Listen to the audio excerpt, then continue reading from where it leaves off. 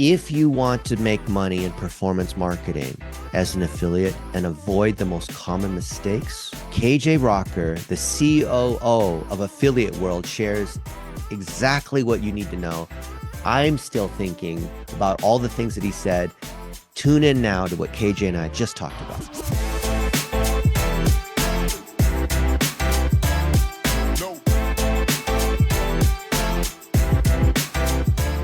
Welcome, ladies and gentlemen, to another edition of the Coach U Show, where we interview the top people in each industry. Have you ever wondered what it takes to win in performance marketing? All these bros talk about getting rich in affiliate marketing. Well, today we have the man behind the scenes who I think might be one of the most authoritative people in affiliate marketing. It's KJ Rocker. He runs the Affiliate World Conference.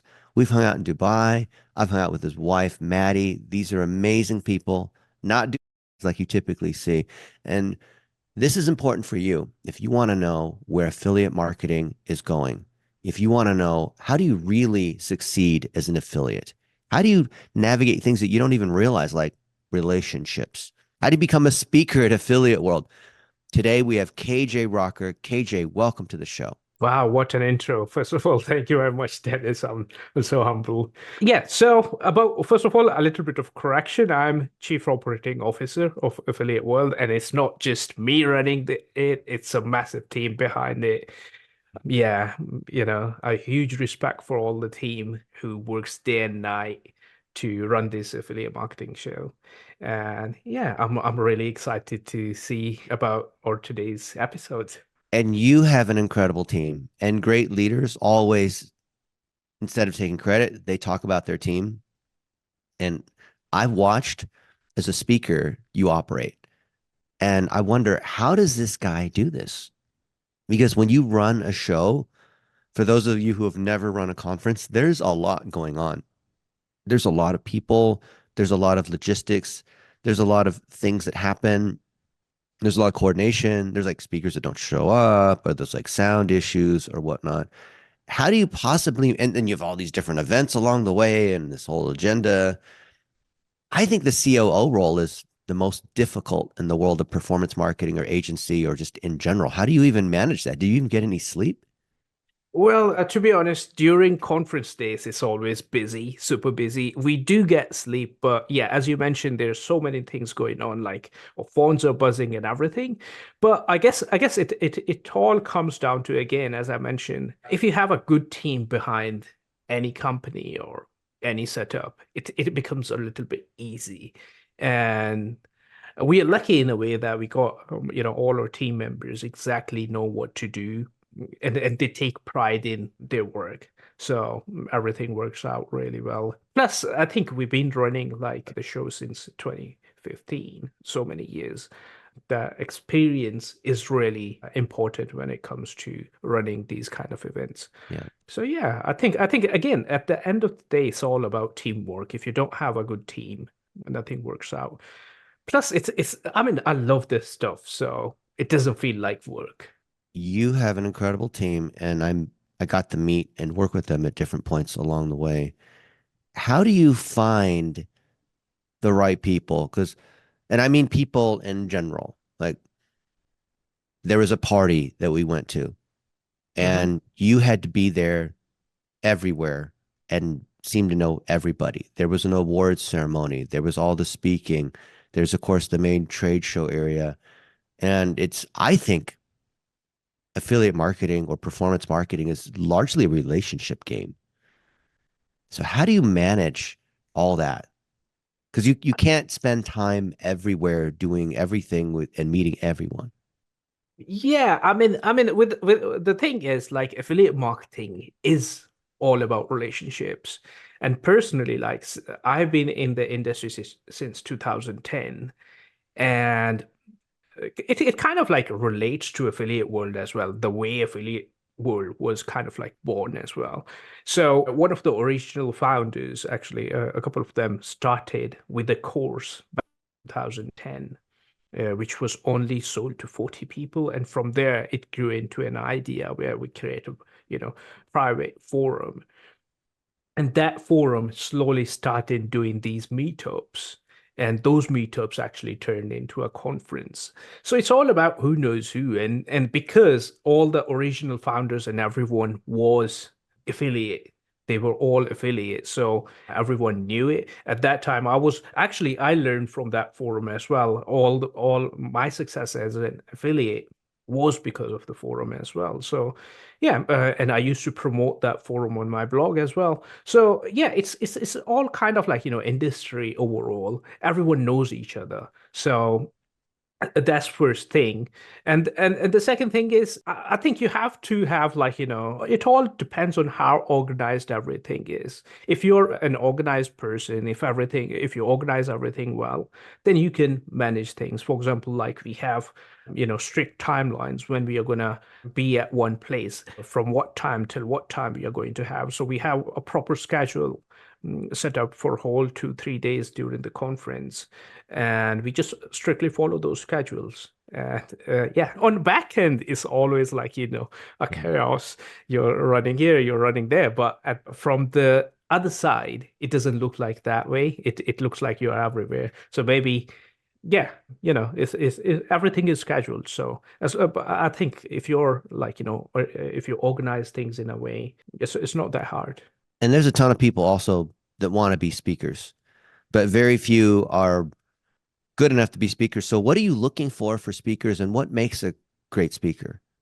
I mean, that's a really interesting question because at the end of the day, everyone is super nice. They do have, good qualities, and they do have accomplishments as well. So it's always really hard to, kind of like say no to someone. Like if someone applies, first of all, they consider you, good. That's why they're applying to be a speaker.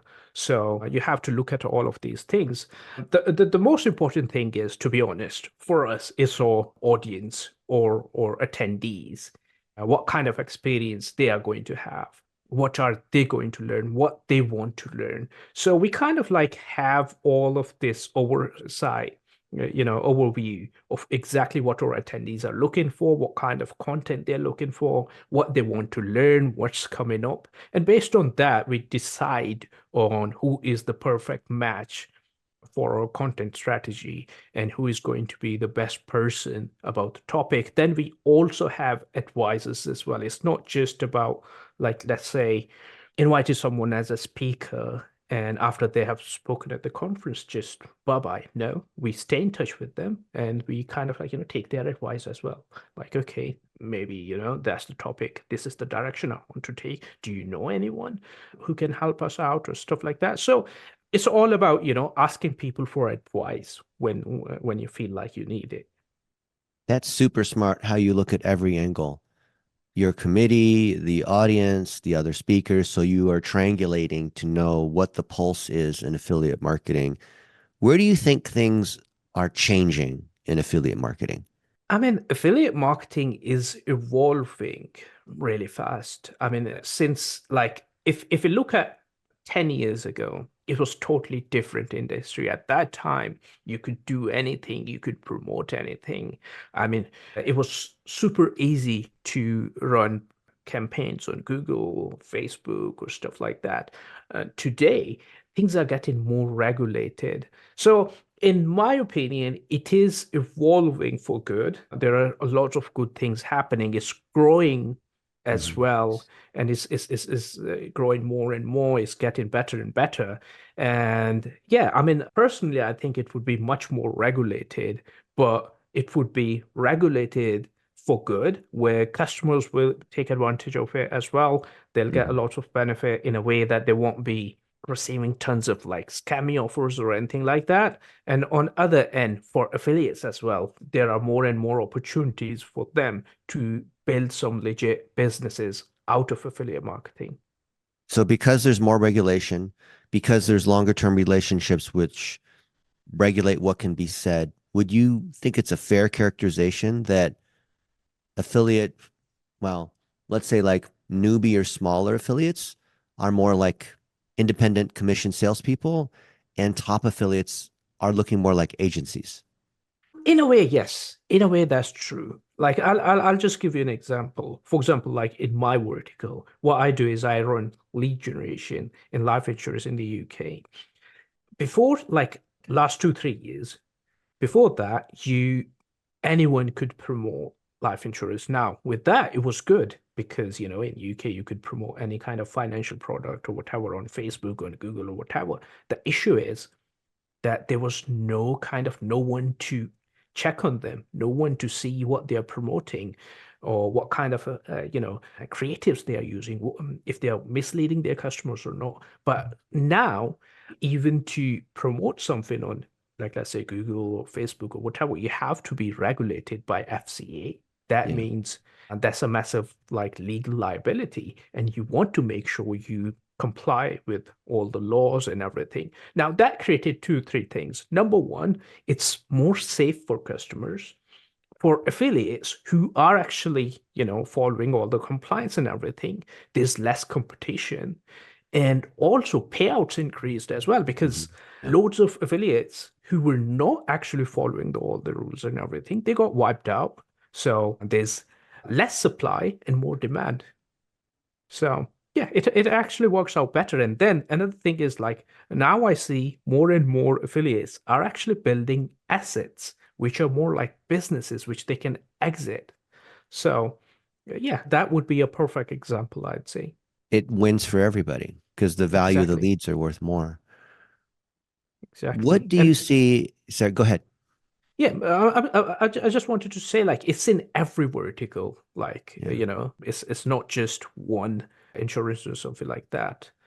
Is happening in across all the verticals, and it's happening even not in just one country now. It's slowly rolling out in all the countries.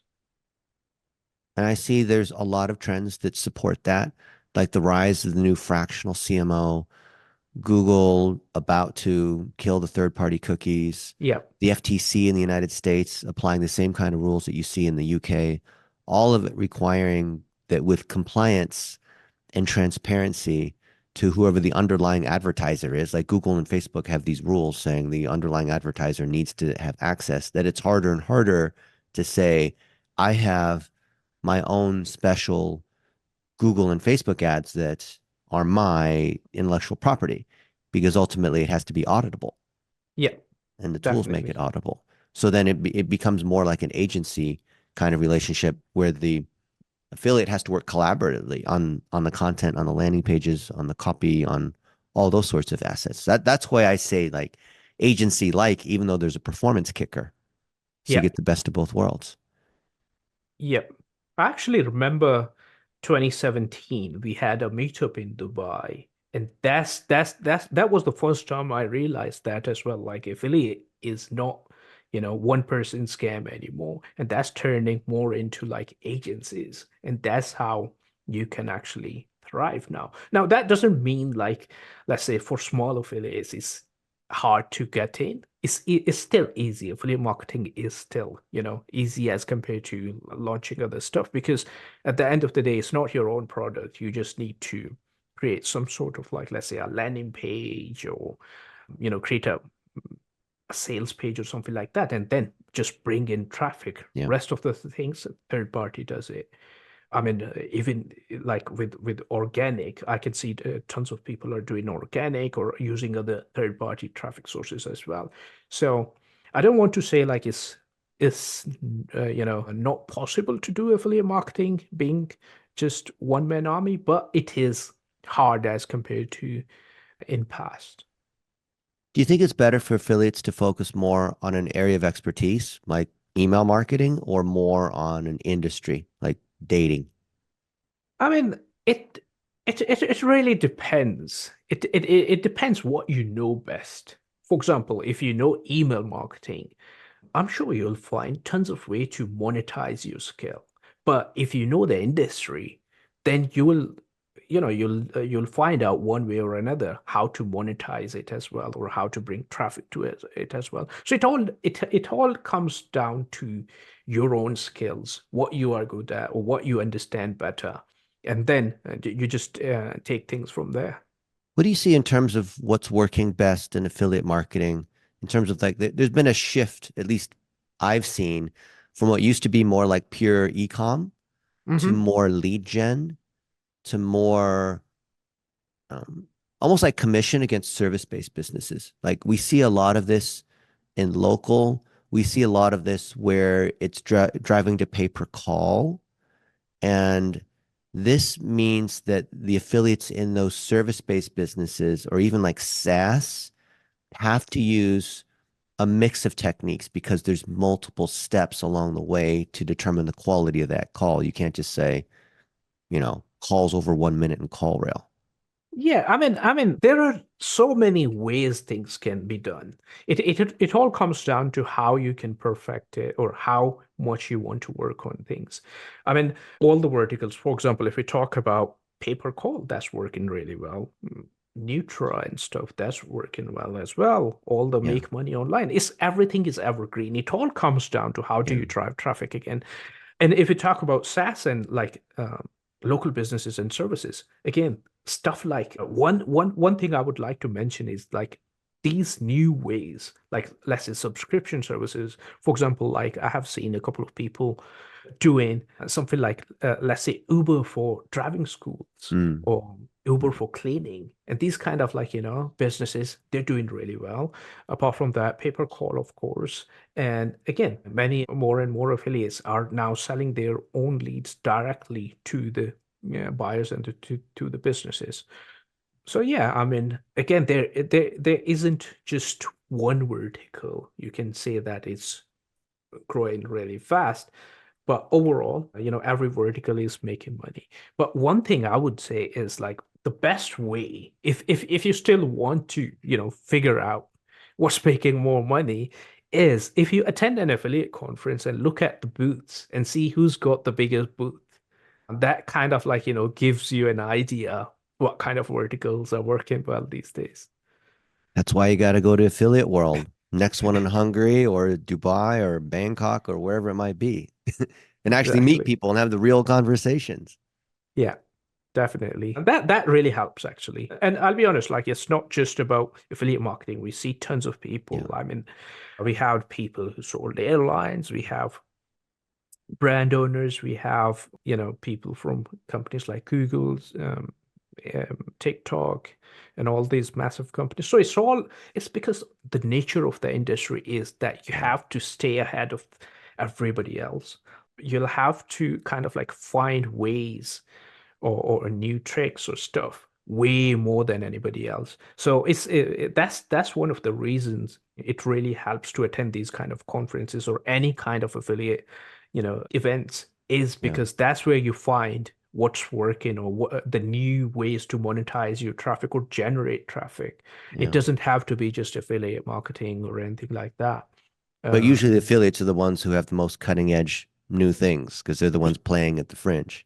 Exactly, exactly, because they are one step ahead of everybody else, and that's their biggest edge. And that's why most of the affiliates are successful and at launching agencies as well and all the brands as well. Mm. Yeah, Yeah. that's one of the reason. Yeah. I think you said it well earlier. They're basically entrepreneurs who don't have to have their own product, which, and they're so good at marketing that they sidestep all the stuff of product market fit and building the product and the team and the fulfillment. They only have to drive the sale.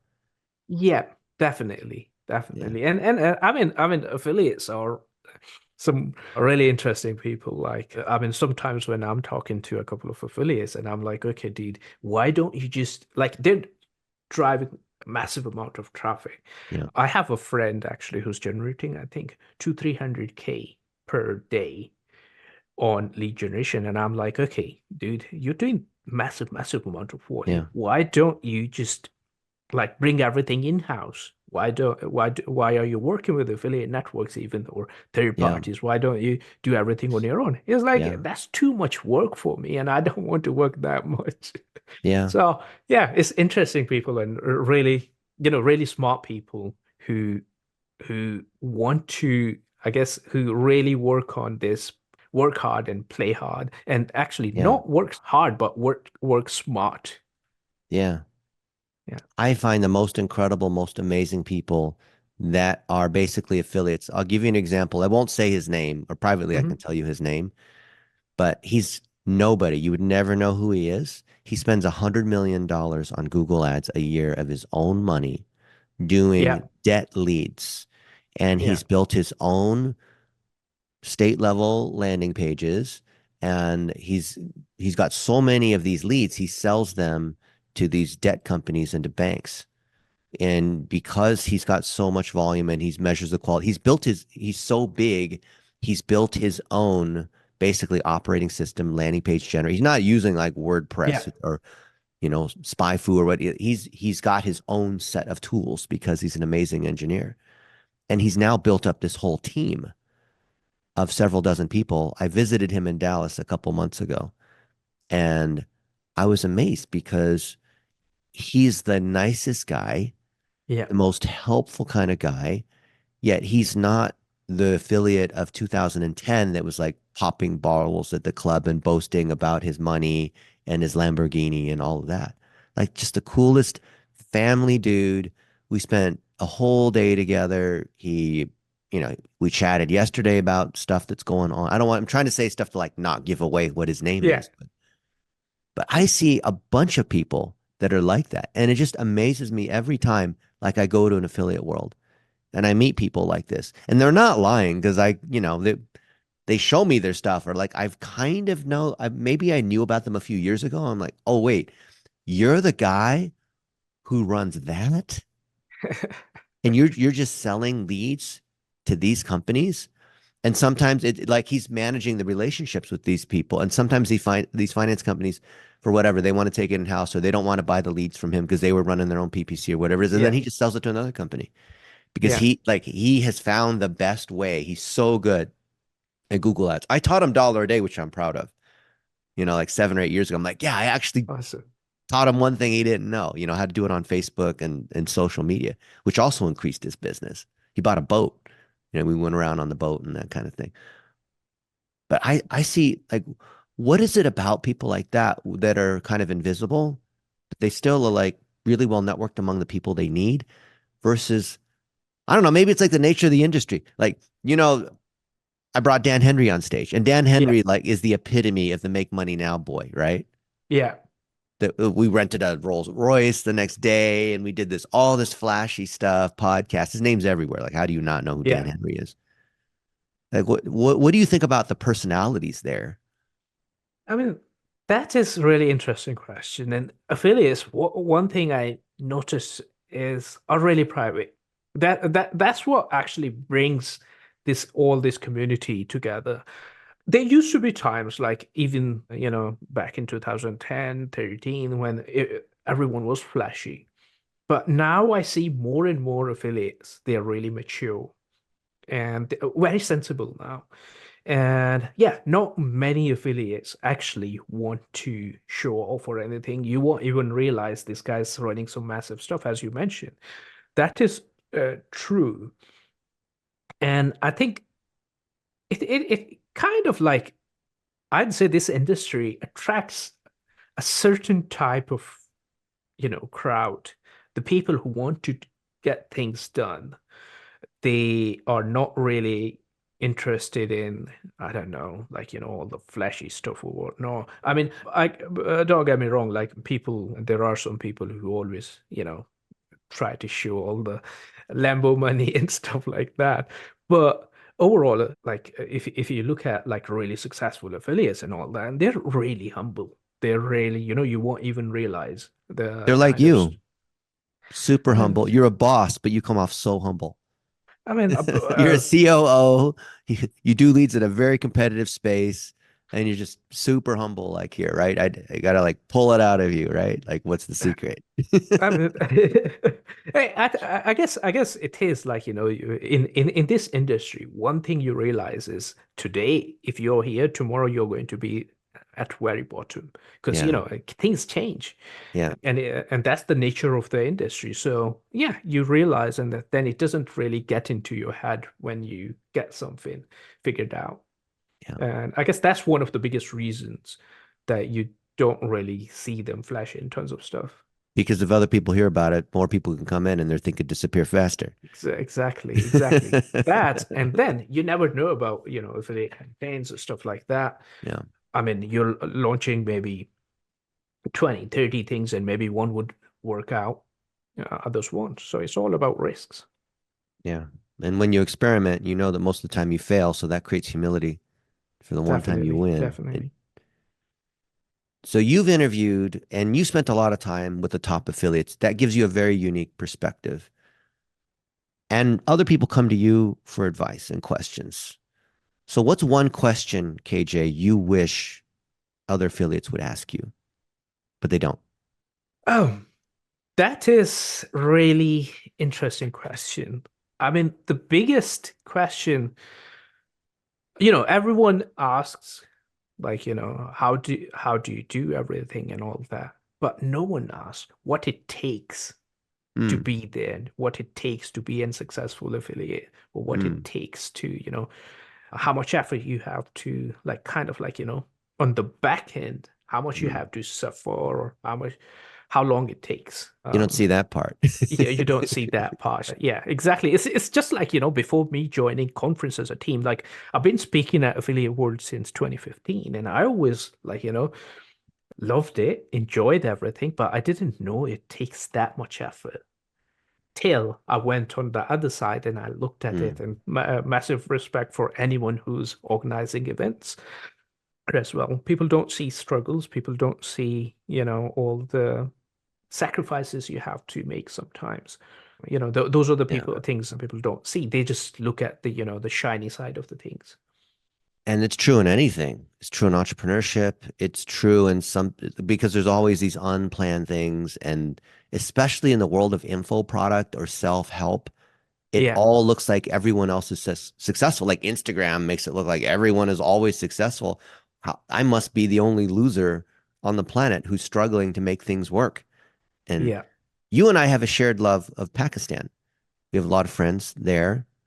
I've been to Pakistan many times, and I met with basically their CTO and some people from the government.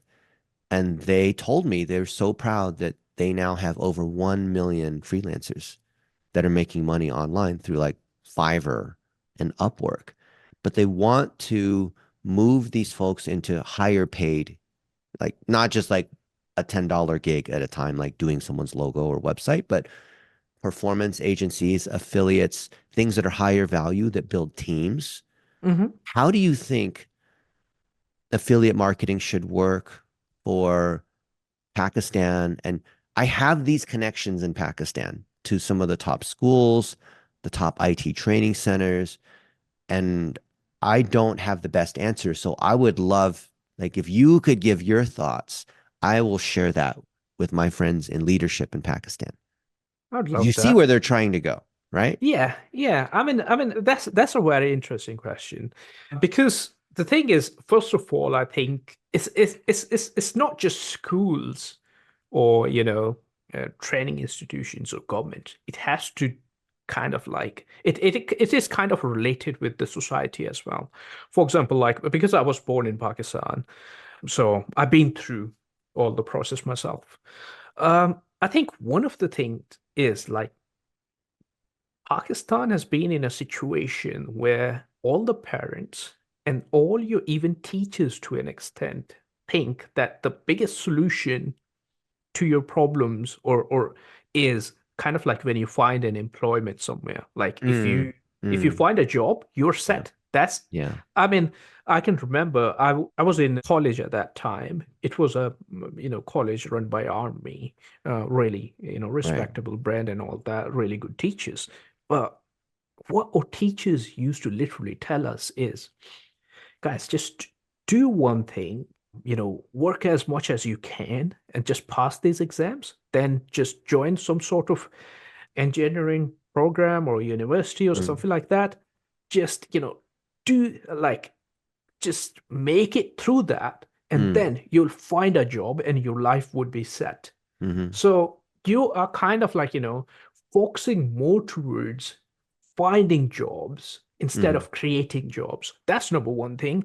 mm, Um, the second thing is, I think, again, it is kind of related because then everything around you discourages you to take risk. That Mm, happened with me as well, mm, personally. Like when I mm, started working online, everyone around mm, me was telling me I'm wasting my time. mm, I should be looking for a job. I should be doing something. I shouldn't mm. be, I shouldn't waste the precious time I have sitting on a computer and just pressing keys on the keyboard. So Do there's you, no like concept yeah. of entrepreneurship. Do you think maybe this is a necessary intermediate phase because there's 170 million that are still going through basic digital literacy and learning how to do one job or how to do a gig as a stepping stone towards being an entrepreneur because you have to gain these skills? Like, I'll give you an example. I Mhm. spent many years in corporate before I became an entrepreneur. And the Yeah. things that I learned as a search engine engineer at Yahoo allowed me to set up affiliate programs doing SEO on a performance basis in local and other Hmm. places. Like if I didn't have that experience, I wouldn't have an advantage as an affiliate. Yeah. Yeah. If I had had the experience spending a lot of money of other people's company, like did a lot of PPC. I was probably the top spender in the world in PPC at one point, which Yeah. back then when it was much smaller. But I feel like that gave me so much. So even though I started out, or maybe it's like the Asian in me who's like, because the Asians are also like, like we're all like, Yeah. let the parents are like get a job and get a good school, like the whole thing that you're supposed to do.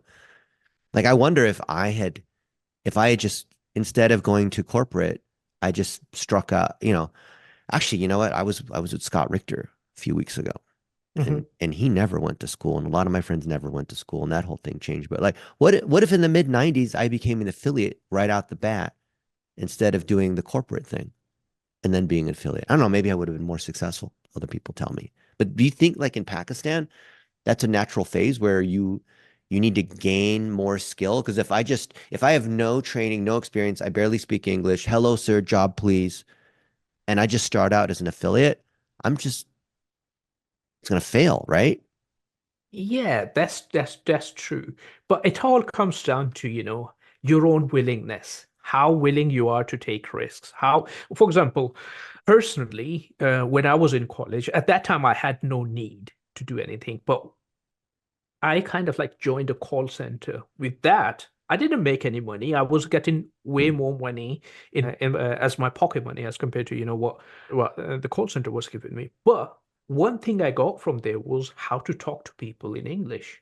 mm, And like I used to cold call in the UK about road traffic accidents. mm. But yeah, Oh that kind no. of so you can imagine. So So, that's how you know but about insurance. yeah, basically. But that gave me confidence to speak to people, to Mm, speak up.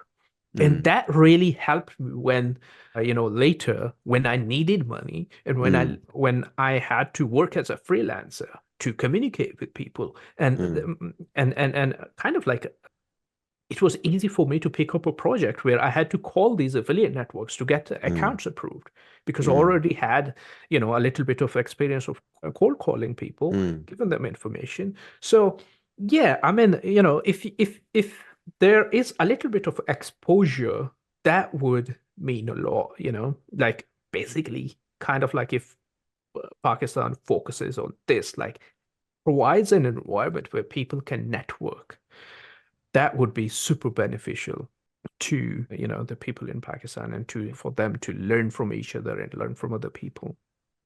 Have you heard of Sunny Ali, who Yeah. founded Extreme Commerce?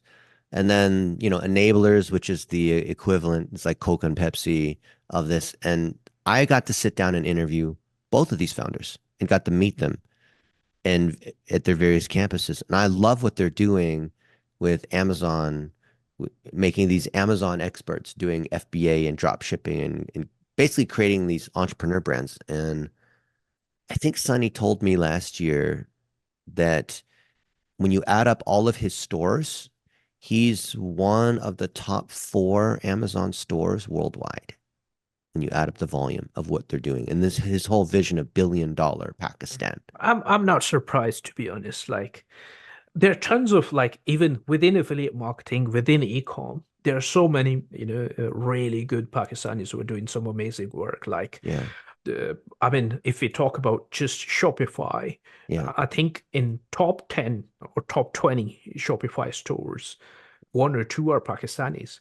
So, and they're based Yeah. out of Pakistan as well. In affiliate marketing, there are tons of Pakistanis who are doing really, really well as well. So, yeah, I mean, there is talent. There are people who are doing things. But the one issue is, I think, even the ones who are doing it, they're not really kind of like coming out with it. It could be, their own reasons, but that's one thing I think. There are some amazing stories. If Mm. people start sharing their stories, you'll see that there's Mm. way more, to just average of Fiverr people or stuff like that. For Yeah. example, like I'll just give you an example or him at Affiliate World or I mean, media buying and all that or ads and everyone loves it. Or media buyer is from Pakistan and he is really talented individual. So yeah, I mean, there are so many amazing people out there. It's just that, I think not many people know about them. And it's same with businesses as well. So if you had a magic wand or Mhm. magic lamp and you could do three things for Pakistan to really supercharge and unlock the growth for affiliate marketing, freelancing, digital, what would those things be? I mean, first of all, I would kind of like create more networking opportunities for them because without networking you can't do anything. it's Mm. it's, it's going to produce same kind of like hello sir, buy my services and all that Mm. that kind of stuff. And the second thing is probably will restructure the things they're doing in universities. I mean, Yeah. the educate. I mean, there was a time when I used to think like I'm a college graduate. I couldn't attend the university because I didn't have any fee. But there was a time when I used to regret it. Like I don't have formal, education and all that. Mm. But now looking at all that I'm like, thank God I didn't waste my time. So I think I would kind of like work on that, improvise that education system more and bring, like Mm. give students more exposure, work with different organizations. I mean, Mm. today, even if you can't invite someone physically, you can just Mm. invite them on Zoom or something like that and arrange, Mm. lectures or something like that. So Mm. there are endless possibilities now. And the thing is, like, Mm. there are so many amazing people like yourself who are always willing to help. It's all Mm. about asking Mm. people Mm. to help you out. In the That's right it. way. Yeah, Hello, sir. exactly. Need job now, please. Yeah, exactly. No, Kindly give me job.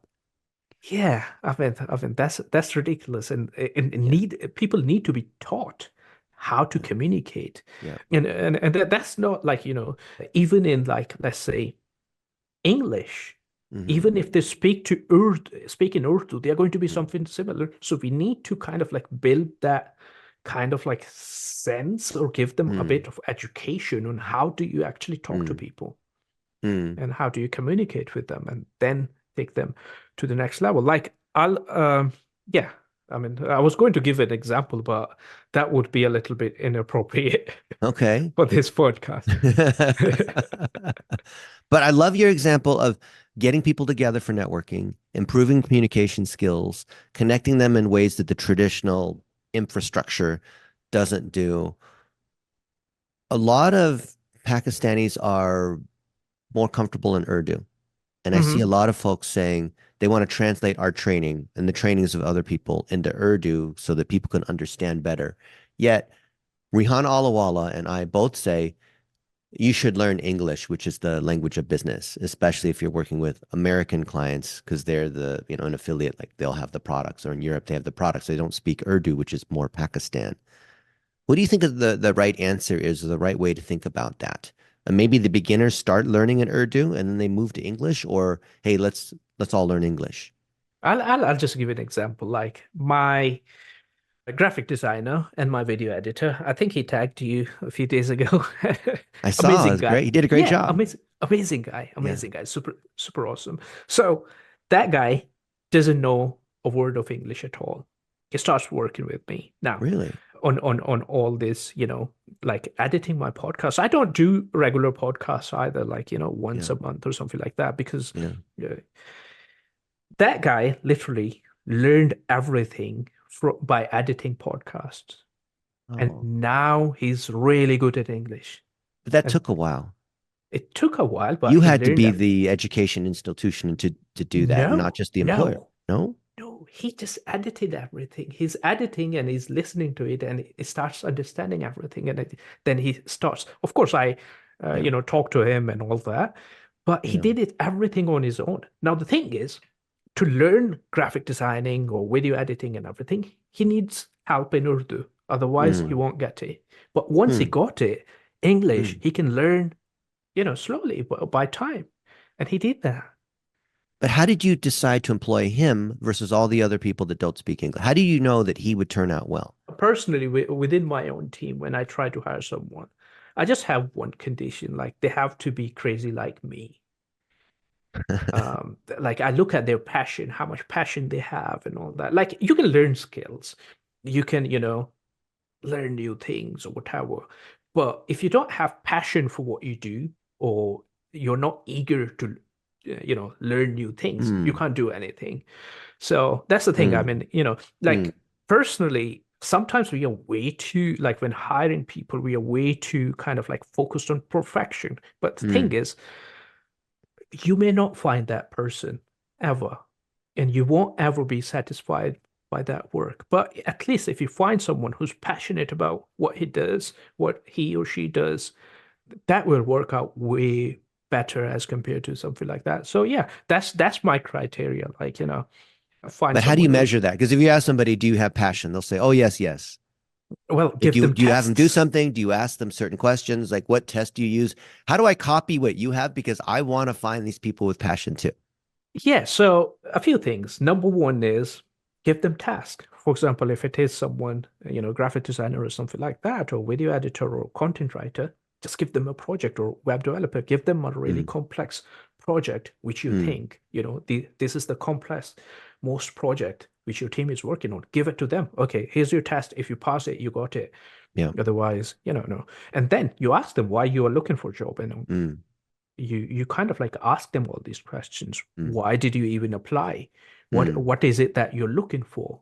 What you are passionate about, where you want to be. So yeah, when I'm kind of like interviewing, I do it on personal level as compared to, like, let's say, mm, professional level and all that. And one thing I notice is, like, let's say if I put experience mm, against passion, the other thing is, like, now, in affiliate industry, or in our industry, as you know, you never know what's right. Maybe you have 10 years of experience or whatever, but you yeah. don't know how, one, Yeah. like, let's say, ad creative will react, Yeah. or how it will work. It may Mm, just fail, or it may just, mm, be super successful. So in these kind of cases, an experienced person, or I know it all kind of a person, that not may be a good fit, because mm, they kind of like limit themselves. Okay, I mm, I I learned everything I needed. I know everything I needed to know. I yeah. don't want to learn more. And I Mm. personally am kind of like a curious soul. I love to learn new things, and these are the kind of people I get along with as well. Yeah, the curiosity and the passion to adapt when things change, especially in performance. What kinds of things are you learning now, KJ? I mean, tons of stuff. Personally, I mean, managing large teams. Of course, I have my own team, but, like, let's say with the conference, it's a really massive team. How to manage that, how to work with that, how to work with all these complex issues we face, complex problems we face. So everything. I mean, one of the reasons I actually joined the conference was because I never had any formal education. I never Mm, worked for anyone.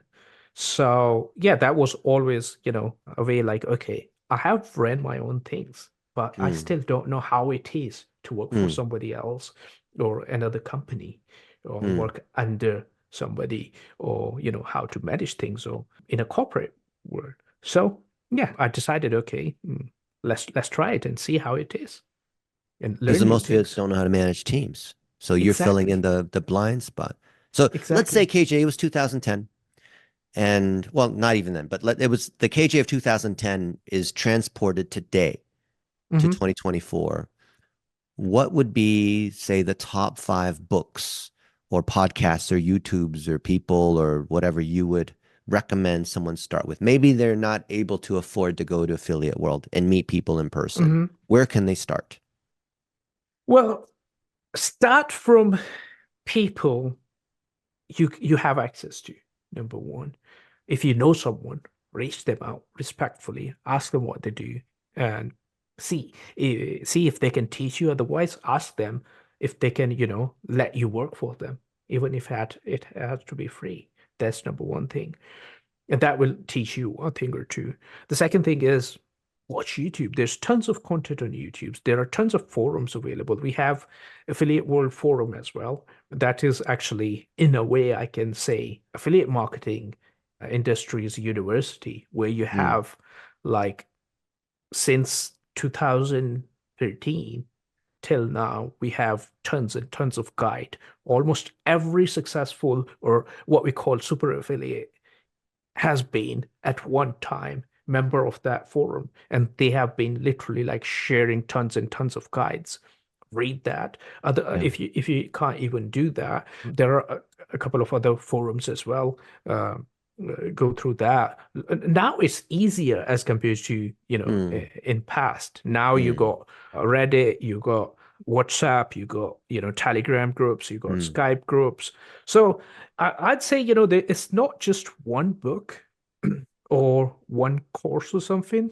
mm, It's all about learning from the community. That's something mm, which will teach you the best. mm. And then do things on your own, make mistakes, then figure out those mistakes and fix them. That's how you learn.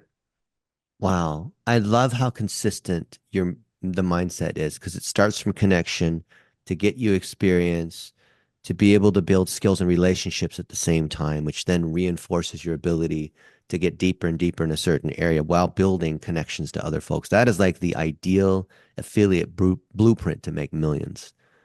I mean, that's all affiliate marketing is about, building Oh, connections, knowing, other people.